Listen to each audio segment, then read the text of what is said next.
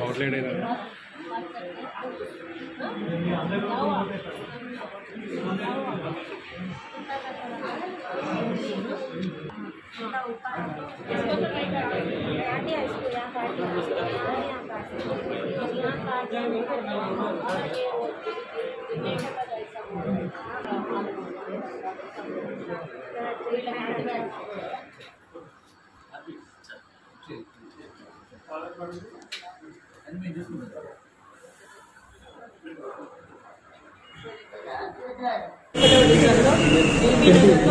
పిల్లలు సైకిల్ మీద వెళ్తా ఉంటే కుక్క వెంట ఒక అబ్బాయిని కరవడానికి ఇంకో అబ్బాయి కింద పడిపోయి పరిగెత్తి భయంతో అబ్బాయి పట్టుకొచ్చి భయంతో మెట్లెక్కడానికి పరిగెత్తితే పై మెట్ట మీద పడి తలకి బాగా దెబ్బతలడం జరిగింది.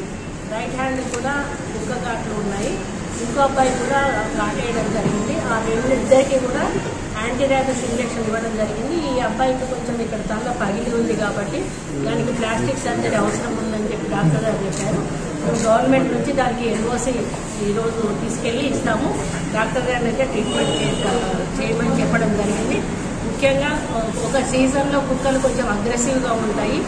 ఆ టైంలో పిల్లలను కొంచెం జాగ్రత్తగా చూసుకోవాల్సిన అవసరం ఉంది.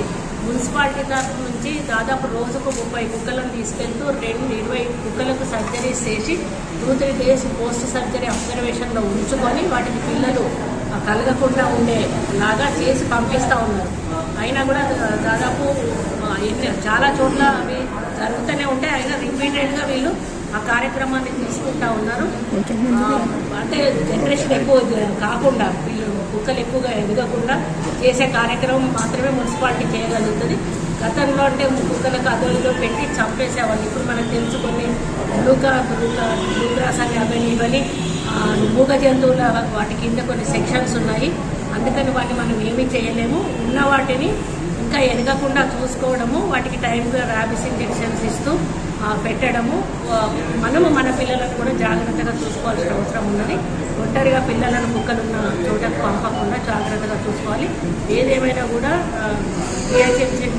మన వరంగల్ కార్పొరేషన్ నుంచి అధికారులు అప్రమత్తంగా ఉంటా ఉన్నారు. తగు చర్యలు కూడా తీసుకుంటా ఉన్నారు.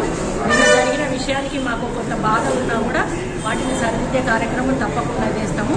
ఆ అబ్బాయికి ట్రీట్మెంట్ కూడా ప్రభుత్వం తరఫు నుంచి ఇప్పించడం